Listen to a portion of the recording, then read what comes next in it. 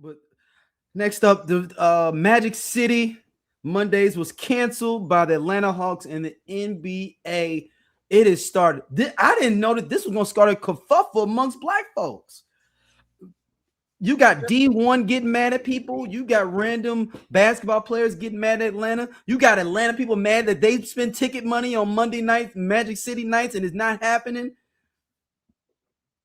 I don't know what to think. I thought it was an ingenious marketing idea, but I get it from the other side. The kids will be there and all those kind of things. I think there could have been a balance of it at some point to make it where you could represent Magic City, but not maybe have it the strip club aspect. Okay, so explain to the people listening that might not. What Magic City Mondays was. Yes. So Magic City is a notorious. I wouldn't say notorious. That's not a good word. Popular strip club establishment, or as some people in Atlanta, shout out to the Two Live Stews. They call it a shoe show. Okay. It's the great shoe show because we had to talk around their wives about where they was going. They was like, I'm going to a shoe show. That's how the whole thing came over the shoe. So they could talk about saying they go to the strip club around people without saying strip club.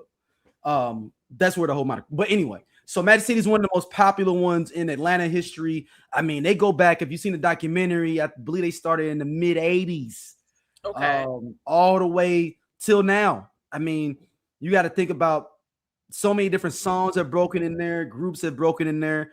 Women, half the women in the Tip Drill video came from Magic City. The main girl, White Chocolate, the one with the credit card, she came from there.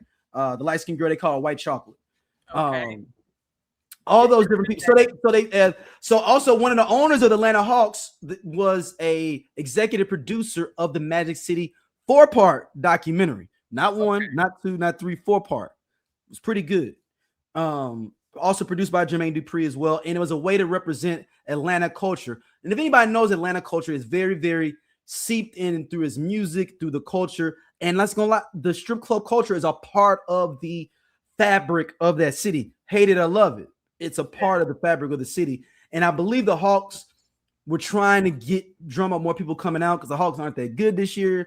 So it's like, hey, let's do Magic City Mondays and do represent for I believe maybe it's the 40th anniversary of Magic City or something, like 50th anniversary or something. It might be a 40th anniversary of Magic City. Yeah. That sounds about right. I think it's the 40th anniversary of Magic City. Yeah.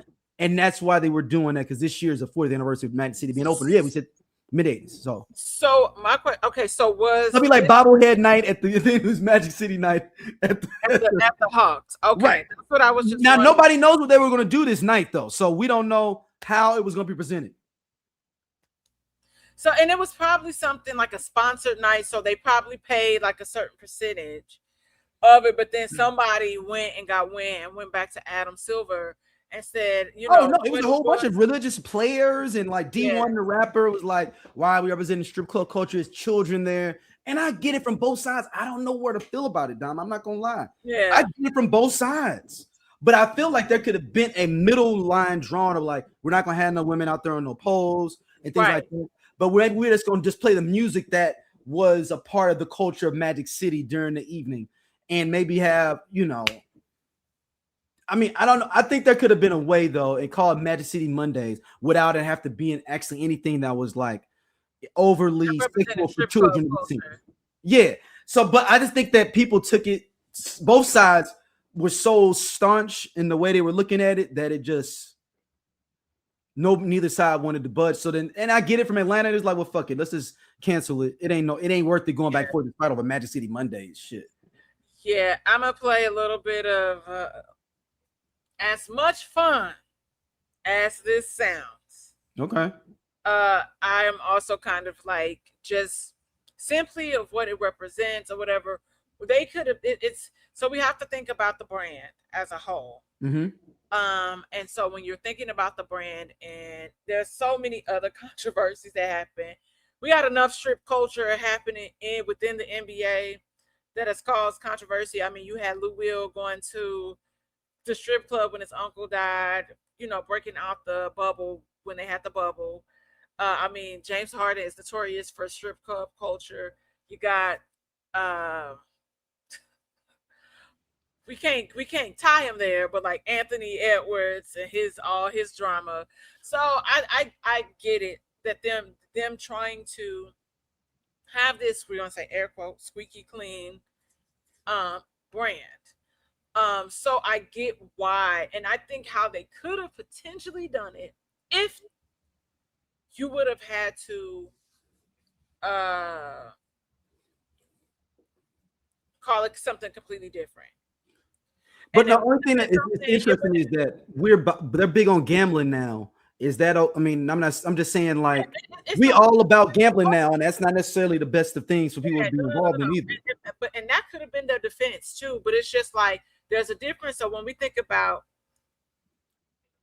but on the flip side, I do think that it being in Georgia was it too. Hear me out. Yeah, this goes back to the Puritan culture of America, where we allude to being Christianity. Porn culture is a no. Strip culture is a porn. Like, we shame sex workers, so it's not normalized. If sex work was normalized, which it should be, also we need to do an update. We need to find a stripper and see where them dollars at and what's happening, because we are in the middle of a war now. If you ain't got your gas, get your gas. I made the mistake of not getting gas. I had to pay $5.09 per gallon. I put $50 in my tank today. Ooh, we need to. Any women that are shoe instructors, can you tap in with us? We would love to interview you about how the game is looking right now. So any shoe instructors that are out there, let us know. So ultimately that's how you get that, because like you said, the way that they're pushing the gambling market, and so many people being involved in that, it's like, you remember when they used to advertise cigarettes, every page you would turn in magazine or commercial you would see would be for cigarettes. With the Marlboro Man, the Camel. You got the Camel, Virginia Slim, you got the cute, cool black girl, or whatever, you know what I mean? And so it's really weird. It's really interesting to see how that, because we know niggas that have gambling problems. And so we're seeing how like heavily pushed it is. It's really, really weird, but that is the name of our country. So we live in a capitalistic society where, middle class is pretty much almost non-existent at this point, just because of the cost of living is so high. And we've allowed these things, because we don't push back as consumers, to shut shit down. So yeah, I mean, as messed up as it is, that's why that's the thing, because people, I don't want my kids, like you said, we're not bringing out strip poles. It would have all it would have been was a night where they probably would have had people in a booth. They wouldn't even have like floor seating together. It would be something where they would have been in a suite. And that's how, because I know how those nights work. Like, or what if you bought? Now, what if they did a Magic City Mondays? If you bought, like, this is going with your thing, though. If you got a box, you got a shoe show in the box. They would not do that because of just how the box is set up. Kids are able to see that. Damn. Yeah. I know you're trying to make it work, friend. No. There's certain things, like, if I could be completely honest, like, I'm not a person. Could this have worked in like LA, or like, I'm just wondering, because it was in Georgia, or if they had a team in Las Vegas, could this have worked in Vegas? No, because here's the thing. Or Miami. I'm trying to think if, you know what, I know the strip club out here, if they serve alcohol, the girls cannot get nude. Right. Yeah, that's how Vegas is. I know. That's how Vegas is too. Because I remember we went to some strip club, so it was like one floor, I believe they served alcohol, and then another floor they didn't serve it. But I'll say this: if no, it wouldn't work, just because of that. Because the United States is not a sex positive country. No matter how much they try to make it, it's just not. And that's the thing. Like, this could probably work somewhere else, but when it's family events, if I could keep it a beam, I'm not for there's certain things that I just feel like kids should not necessarily be exposed to. Like there was a yesterday, it was really warm, and we're about to enter into a heat wave. Um, and a mom, like, she had on coochie cutters yesterday, Mm. and I'm like, you came to pick your kid up like that, you know, like, and this wasn't even, it wasn't even like it was a black mom, like she was like white, and I was like, that's weird, like, you know, like you are around kids, and I know kids don't think about stuff like, but it's just like, no, it's a school, no. I don't think that those things should coexist in the same place. Mm. So, as far as like family entertainment, I think that there are some things that we can like allow our uh kids should be allowed to be kids. I don't need somebody saying, dad or mom, her ass, why is her butt out? Or can I That's wear my true. butt out? She wear, you know, it's certain things I just think that kids should be allowed to be kids, especially because kids unfortunately are forced to grow up at a rapid age in this country as well, and we know that to be true for our black kids. That's just me though. No, no, no, no, no. I mean, you bringing up a good point. You bring up a great point, man. So as fun as it sounds, I thought it was like a sponsored event, and they was gonna be playing like the NBA game at Magic City, like Magic City Mondays, you know, like where it was something like that, because that makes more sense. Because we just got the game on the TVs, like, you know, but no, and like I said, they probably could have got away with it where if it was like Magic City Cars or Auto Club, So they had to go a different route with it then. they would have to go a completely different route to do that. Hmm. Yeah, I mean, I get it. I get the marketing and what they try to do though. Yeah. You know, I get it though. I get it. It's All right. So what's going on, Uncle Nearest, Don?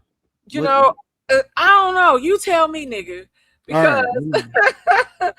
I am so confused about fun and everything that's happening. It's just All right. we're, I'm gonna read the copy we're here. all bad press if we want to be, if we want to be completely honest. And so we know that, what did I say? I almost said that they entered a conservatorship, and that's not the same thing. No, it is a conservatorship. It is. Oh, it is? Okay. All Mm-hmm. right. I was like, is Mm-hmm. it conservatorship or Yep. is it? So, as you all know, we've previously spoken multiple times about what's going on with Uncle Nearest, and Fawn Weaver's business entity in regards to them defaulting on this huge loan. I think it was like $120 million or something, because the valuation of the company was supposed to be at like 300 million or something crazy, or a Mm-hmm. billion.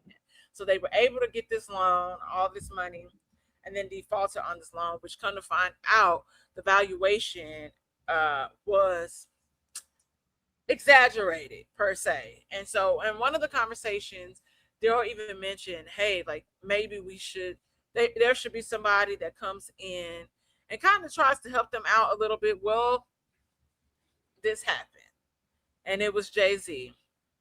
And so Uncle Near's founder, Fawn Weaver, says she moved $20 million linked to a Jay-Z loan, so lender could not snatch the money that she defaulted on. I get that. I get that. So ultimately, the company is facing a major financial fight in court, while Fawn Weaver continues pleading her case to supporters on social media. Hey y'all, if y'all like what y'all see here on Everyone Needs an Aquarius, be sure to like, subscribe, and share our podcast with your friends, because we got all the tea. And you know, if you want to check out more stuff from us, be sure to hit that button right there on the right side, so you can see other stuff, and again, share with everybody.